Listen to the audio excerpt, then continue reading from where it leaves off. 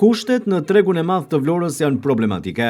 Në një kohë kur kemi hyrë në stinën me rreshje shiu, situata bëhet edhe më e vështirë. Prej vitesh tregtarët ushtrojnë aktivitetin e tyre në këto ambiente, të cilat në fakt në pjesën më të madhe të tyre janë të improvizuara, duke patur kështu vështirësi si në dimër, ashtu edhe në verë. Mungesa e një tualeti gjithashtu është problematik, ndërsa infrastruktura e këtij tregu është e jetë e vjetëruar. Tregtarë dhe konsumator e shikojnë me shqetësim një gjë të tillë, ndërsa kërkojnë ndërhyrje. Projektin fillojnë sa më shpejt. Sa më shpejt e filloni dot. Është problematik. Shumë vare, vetëm u shkonja ka këtu.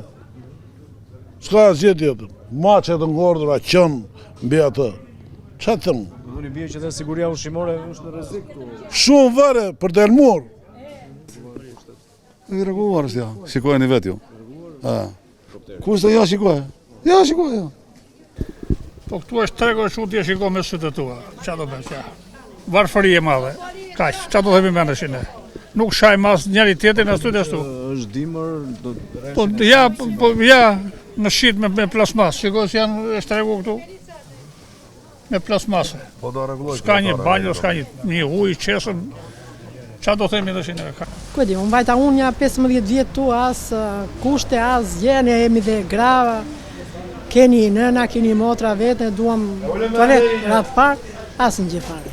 Ndërkaq Bashkia e Vlorës ka prezantuar vetëm pak kohë më parë një investim që i hap rrugën 2 projekteve të tregut të hapur të qytetit në zemrën e tij, dhe që sipas bashkisë do të ndryshojë krejtësisht një zonë që për vite të tëra ka mbetur djerë dhe do ta bëjë atë më të afërt me nisjen e këtij projekti të madh. Rjetëzimi të gjithë zonës së tregut të Vlorës nuk do të shërbejë vetëm si mbështetje për promovimin dhe lehtësimin e bujqësisë lokale, por do të zgjerojë diametrin qendrës historike dhe do të shtojë hapësirat shumë funksionale për qytetarët. Në këto kushte, tregtarët, por edhe konsumatorët që frekuentojnë tregun e madh të qytetit, kërkojnë që ky investim të nisë sa më shpejt.